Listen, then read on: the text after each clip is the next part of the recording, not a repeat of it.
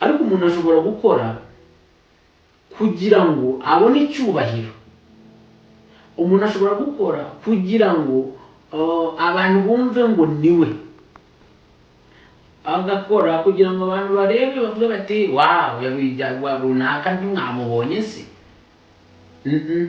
Ahubwo akwiye gukora kugira ngo izina ry'Uwiteka Imana rikomeze guhabwa icyubahiro, rikomeze kwamamara. Ibi ngibi birareba abari mu nzego z'ubuyobozi zigiye zitandukanye.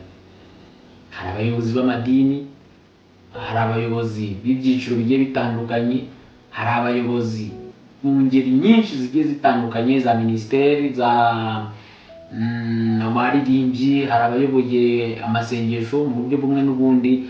Ariko ukwiye kuba umuyobozi ukorera abandi kugira ngo umurimo ugende neza. Kuko Mose we ntabwo yabaye ngo abane n'abantu mu nyungu ze bwite, ahubwo yahoraga ashaka icyiza cyabo cyatuma bajya imbere. Ariko muri iyi minsi biratangaje, umuntu wese ayobora mu buryo bwatuma we yunguka akumva amerewe neza. Ndabibona Imana igiye cyinshi, Imana y'ibambe, Imana y'imbabazi nyinshi imbere yayo, Imana ibera umuntu akayitegereza Mose. Ndamushimiye muri uyu mwanya mwongeye ikindi gihe imbere. Ndamushimiye uyu mwanya Kristo Yesu kongera kuvuga ibyawe mu mirimo yacu. Niyo mpamvu ducisha bugufi kugira ngo tweze dutunganye. Yesaya wamukojeje kararivuye ku gicaniro mu ijuru ku munwa, ahera ko aravuga ngo ntuze ntume kuko mbonye Umwami Imana yo mu ijuru kugira neza kwawe. Natwe bari kutugenzereza tuzuze ibikuzuye mu ijuru kugira ngo natwe dukomeze kuvuga neza, kandi abatwumva bakomeze guhemburwa n'ibyo ducishijemo. Urakoze kuri Imana nziza, urakoze ko umwungeri mwiza, ukomeze kubana natwe. Wa mwanzi wacu Satani umukome imbere mu izina rya Yesu Kristo, ahubwo ureke umwuka w'Imana agwire cyane muri twebwe. Bisabwe mu izina rya Yesu, amen. Kera bakwiringiraga bari mu mahoro, tugufite ntitwifuza undi murengezi. Tugufite ntitwifuza undi murengezi. Ndabaramukije nanone bene data abakristo, abakunze kujya mu ijuru kandi abategereje kuzaboneka k'Umwami wacu Yesu Kristo. Ndabashuruje mu izina rya Kristo Yesu. Muri uyu mwanya nongeye kugaruka kugira ngo twongere tuganire, twongere twungurane ubwenge muri uru rugendo, twongere tuvugane ku byatuma abantu barushaho kujya mbere mu byo kubaha Imana, barushaho kujya mbere mu gutunganya ibyo muri uru rugendo. Muri uyu mwanya icyo nifuje ko tuganiraho ni abatubanjirije batubereye ibyitegererezo. Nifuje ko tuganira ku mugabo witwa Mose, tukareba nibura ibintu 5, 6, 7 umuntu yamureberaho umukristo mwiza, umukristo nyawe ugana mu ijuru. Kuko Mose ari mu bantu babanye n'Imana neza cyane, bayikoreye mu buryo bwari bukwiriye. Rero umukristo ni iki akwiye kwigira kuri Mose? Tuzagira ibiganiro byinshi kuri aba bakozi b'Imana, ariko kandi kugira ngo turebe icyo dukwiye kubigiraho, amasomo ari mu buryo bubiri. Hari aho babikoze neza dukwiye gushyira imbaraga, hari n'aho bagiye nabo bagira intege nke dukwiye kureberaho kugira ngo tumenye ngo turagana hehe, hano twahakosora gute kugira ngo tutaba mu ngorane nk'izo nabo bahuye nazo. Noneho rero nifuje ko tuvugana kuri Mose, turamuvugaho ibyo umukristo yamwigiraho, kuko ashobora kumwigiraho ibintu byinshi bikomeye. Ubuzima bwe umukristo yabwigiraho amasomo akomeye, kuko bugaragaramo urugendo rw'umuntu Imana ihamagara, ikamwigisha, ikamukoresha. Hari n'ubwo umuntu we batekereza ko yaba ari umunyantege nke se cyangwa yaba adakwiriye, ariko hari amasomo umukristo yakura ku buzima bwa Mose kandi bikamugirira umumaro muri uru rugendo. Ikintu cya mbere twakwigira kuri Mose nuko yari umuntu wagaragaje kumvira Imana, nubwo we yibonye nk'aho yaba atizeye cyangwa se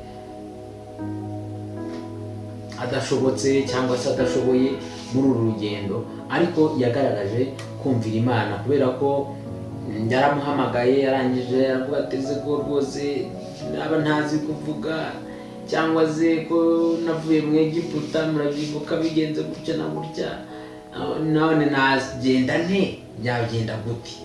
Ariko Imana yamutoranyije neza, imukoresha neza, kandi kuko niyo izi icyo wa muntu akeneye. Hari ibyimubonamo by'imbaraga, noneho hari n'ibyizi akeneye kugira ngo ayikore neza.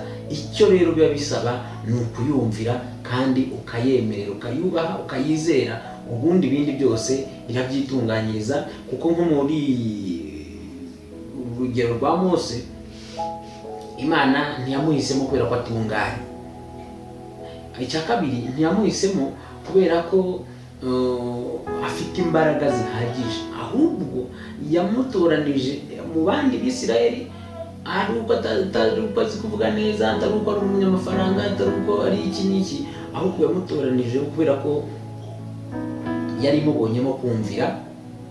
Hanyuma rero nayo iramutunganya, irangije imukoresha umurimo mwiza nk'uwo yakoze. Hanyuma ikintu cya kabiri twakwigira kuri Mose, ndagira ngo tugisome mu ijambo ry'Imana, igitabo cyo Kubara, nawe niwe cyanditse, igice cya 12 umurongo wa 3.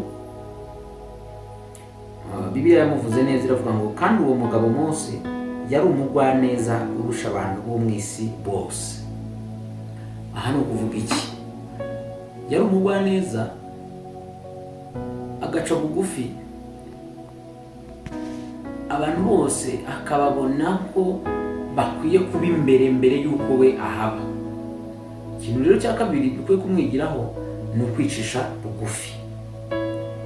Umuntu uwo ari wese iki kintu aragikeneye. Umukristo wese ugiye mu hejuru, igihe cyose ataramenya guca bugufi, haba imbere y'Imana, imbere y'abagenzi bawe, imbere ya bene data, ugahora uzi imbere cyane, ntabwo biba ari byiza. Umuntu akwiye kubyigira kuri Mose, akamenya guca bugufi. Nkangaha Bibiliya imuvuze n'igihe mushiki we yari yamuvuze ndetse na Aroni, hanyuma ngo bahita mushiki we asesa ibibembe Miriyamu. Hanyuma rero kubera ko ngo yari umuntu ugwa neza, umutwe wa kiriya gice uravuga ngo amuvuga arabemba. Hanyuma amaze kubemba rero ngo Mose aramusabira, Uwiteka arongera aramukiza. Ariko iyo hari undi muntu yabate mwambonye, ariko ngaho rero nimukomeze ngo muguwe neza. Ariko Mose we ntabwo ari nguko, ahubwo yahisemo guca bugufi kugira ngo bariya nabo babone ko si we ahubwo hari umurimo imbere. Nicyo ngicyo Imana inadukeneraho. Ibyo ukoze byose garagara ko atari wowe ahubwo ari Imana. Umukristo nyakuri akwiye kuba mu buzima bwo guca bugufi. Nubwo ari umuyobozi w'abantu benshi cyane, ariko ntabwo byatumye yikakaza nyine ngo abajye hejuru agomeze abatware gutyo. nk'uko bari bameze. Hanyuma rero ikindi kintu cya gatatu ni ukwiringira Imana mu bibazo byose, mu ngorane zose, mu biguye mu ntambara z'uburyo butari bumwe. Abantu bakwiye kubaho biringira Imana. Ku nyanja itukura Mose ahageze, abantu baragiye bajya hariya barabatoke, ubwo nyine birarangiye. Bareba hariya bakabona ibisozi birahagaze, bareba hariya naho bakabona nayo n'indi misozi. Imbere yabo hadendeje inyanja.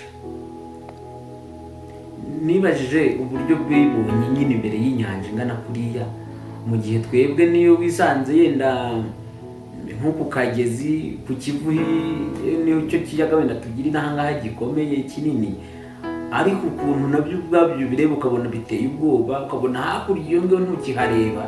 Noneho inyanja itukura n'uburyo ingana n'ubuso bwayo, ariko Mose we ntiyagira gutengurwa n'ubwo ingabo za Farawo yazibonaga, n'ubwo yari yarabaye yabibona, ariko yari abizi neza akavuga ati ya Mana yavuganye nanjye kambwira ko iriho, nkomeje kuyiringira, kandi namwe murabizi neza ko Imana yabitunganyije. Hanyuma rero ikindi kintu cya kane, ari nacyo muri iyi minsi turimo kubura cyane abenshi, ni ugusengera abandi, hanyuma kandi ukabagirira n'imbabazi. Ni ikintu gikomeye abakristo batakaje. Nigira ngo niba bishoboka, aho uri hose wongere ugitekerezeho, kigaruke mu mutima wawe, kigaruke no mu buzima bwawe. Ni ikintu cyitwa gusengera abandi, kirakomeye cyane kubera ko gituma umuntu ahora yaguka muri we.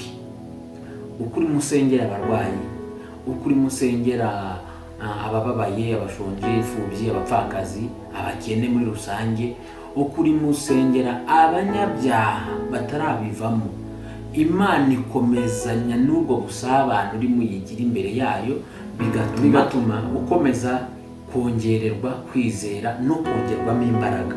Mose yajyaga agira igihe, nubwo Abisirayeli bakundaga kwigomeka cyangwa bakabumva bamurambiwe n'iki, ariko akagira igihe cyo kubababarira, akagomeza yinginga Imana ngo ibababarire.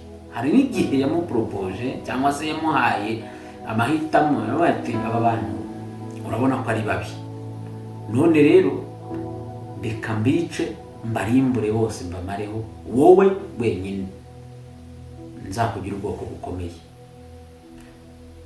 Ibyo ku Mana ni ibintu byoroshye cyane, ariko Mose yaratekereje, agira igitekerezo cyiza kubwo gukunda ba bantu no gukomeza basabira, anabagirira imbabazi. Aravuga ngo ubigenje gutyo, aho bavuye bazaguseka, wabavanyeyo ngo uze kubicira mu butayu, bihorere, ahubwo ukomeze ubahe imbabazi, ukomeze nanjye ndakomeza mbingingire. Yajyaga azamuka umusozi wa Sinayi kenshi, yajyaga azamuka n'indi misozi agahurira n'Uwiteka, arimo yingingira ab'Abisirayeli nubwo batari beza kuri we. Hanyuma rero ikintu cya gatanu nacyo kigomba kuturanga kenshi nk'abakristo, ni ikintu cyo gufata igihe cyo kuba hafi y'Imana no kuyiba imbere kenshi gashoboka. Gatoya wenda mvuzeho ubuhamya maranye iminsi, naje gusanga iki kintu cyo kuba imbere y'Imana ni ingirakamaro cyane, kuko ukeneye gusabana n'Imana, ukeneye kubana n'Imana kenshi, kuko niwe muremyi wawe, niwe ugutunganya, niwe ufite ubugingo bwawe mu ntoki ze, kandi ni nawe ufite uburinzi bwose kuri twebwe. Noneho rero kuba imbere y'Imana unasenga byirukana imbaraga nyinshi zari zigiye kugufata. Mose yajyaga amara igihe imbere y'Imana ari ku musozi wa Sinayi, akava afite imbaraga n'ubwenge bwo gukomeza kubana na ba bantu, akabayobora neza kubera ko yabaye imbere y'Imana. ikindi yavanagayo imbaraga, akavanayo ubwiza budasanzwe, kuko yajyaga arabagiranira imbere yabo nabo bakikanga bati nyaboneka ipfuke dore tumerewe nabi. Niyo mpamvu dukwiye gushakisha umwanya uhagije w'ibihe byo kuba imbere y'Imana. Ntabwo ari ibintu bimeze nka gahunda zashyizweho ngo abe arizo tuberaho imbere y'Imana ubundi tugende twirirwa iyo. Oya, ahubwo hari abaririmbyi baririmbye neza ngo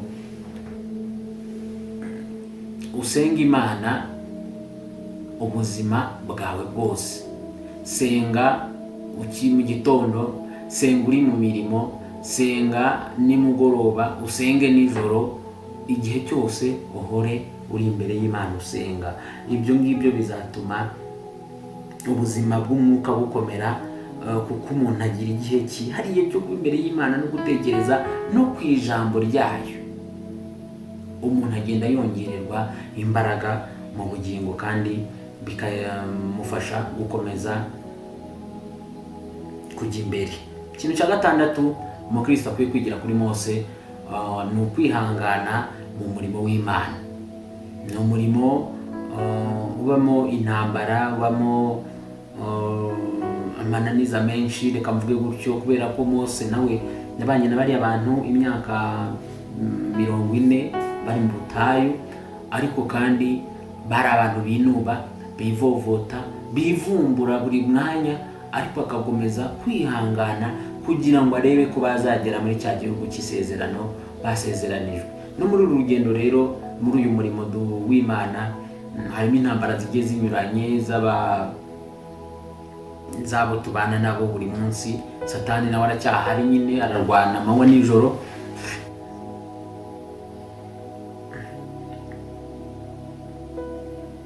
ariko hahirwa uwihangana akageza imperuka, niko ijambo ry'Imana rivuga. Icyo gihe niwe uzaragwa ikamba ry'ubugingo. Ikindi kintu cya karindwi twakwigira kuri Mose ni ukuba umuyobozi ukorera abandi. Ibi ngibi birareba abari mu nzego z'ubuyobozi zigiye zitandukanye. Hari abayobozi b'amadini, hari abayobozi b'ibyiciro bigiye bitandukanye, hari abayobozi mu ngeri nyinshi zigiye zitandukanye, za minisiteri, za abaririmbyi, hari abayoboye amasengesho mu buryo bumwe n'ubundi, ariko ukwiye kuba umuyobozi ukorera abandi kugira ngo umurimo ugende neza. Kuko Mose we ntabwo yabaye ngo abane n'abantu mu nyungu ze bwite, ahubwo yahoraga ashaka icyiza cyabo cyatuma bajya imbere. Ariko muri iyi minsi biratangaje, umuntu wese ayobora mu buryo bwatuma we yunguka akumva amerewe neza. Njya mbibona mu masengero menshi, ugasanga hari uburyo abayobozi ntabwo bashaka kwivuna, ariko bariya mwenda mwazagira gutya, hariya mwazagira gutya, namwe muzagire mutya, ubwo tuzahura mu cyumweru gitaha. Ntabwo wari umuyobozi mwiza w'abakristo. Ni umuyobozi ukwiye kubana n'intama, bakabana umunsi ku munsi, akamenya ngo zirakeneye ibi ngibi, naho kwitanga umuntu akahitanga kugira ngo umurimo we kubaho igitutsi. Kubera ko hari uburyo muri iyi minsi ubona ibintu by'agakiza abantu babitakajemo icyizere, niko navuga, bagenda mu buryo bumva ari ibintu biciriritse cyane. Bitewe n'iki? Nuko twagize abayobozi bakoreye inyungu zabo kuruta uko bakorera inyungu z'itorero, kuruta uko bakorera inyungu z'agakiza. Niyo mpamvu n'ibintu bimwe bigenda biducika kandi kubigarura bikaba bitwara imbaraga. Rero umukristo mwiza w'umuyobozi akwiye kuba umuyobozi uyobora abantu kandi akabana nabo neza, ntakore mu nyungu ze bwite, ahubwo agakora kugira ngo bigende neza. Hano hari ubwo umuntu yakwibaza ngo umuntu yakora mu nyungu ze bwite gute? Ariko umuntu ashobora gukora kugira ngo abone icyubahiro, umuntu ashobora gukora kugira ngo abantu bumve ngo niwe, agakora kugira ngo abantu barebe bavuge bati wawu runaka ntimwamubonye se. Ahubwo akwiye gukora kugira ngo izina ry'Uwiteka Imana rikomeze guhabwa icyubahiro, rikomeze kwamamara. Icyo nicyo Uwiteka dushakaho, nicyo Mose yagize gituma aba umuyobozi w'ikirangirire ku bwoko bwa Isiraheli, ndetse natwe atubera icyitegererezo. Bibiliya ivuga ngo batubereye icyitegererezo kubwo kwizera. Ubwo rero kugira ngo wenda dusoreze aha, abantu bakwiye kubaho mu buryo bwo kumvira Imana, bakabaho bicisha bugufi, bakabaho mu buryo bwo gusenga, basenga baba uruhande ariko bakanasengera na bene data, kugira ngo dukomezanye muri uru rugendo, kuko n'urugendo umuntu wese atakwishoboza. Hanyuma kandi tukabaho mu buryo bwo kwihangana, ndetse kandi abantu bakiringira Imana ibihe byose. Ndabashimiye rero kubwo ko tubanye muri iki kiganiro. Uwiteka Imana abaho umugisha kandi akomeze kubagura cyane, kugira ngo umuntu wese akomeze kugira ibyiringiro byo kuzaragwa gakondo i Siyoni. Mana, ndagushimiye, izina ryawe niryubahwe, kandi ubwami bwawe mwami mwiza nibube hafi yacu, kugira ngo dukore ibikwiriye gukorwa nk'uko bikorwa mu ijuru.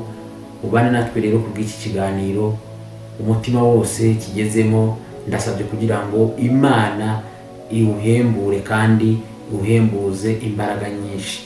Urakoze cyane kuko ubana natwe, itorero ryawe riracyari mu isi mu ntambara. Ukomeze kutuba hafi muri iyi ntambara, ukomeze kuturwanirira kugira ngo tuzatahukane intsinzi tunesheje. Bisabye Imana mu izina rya Yesu, amen.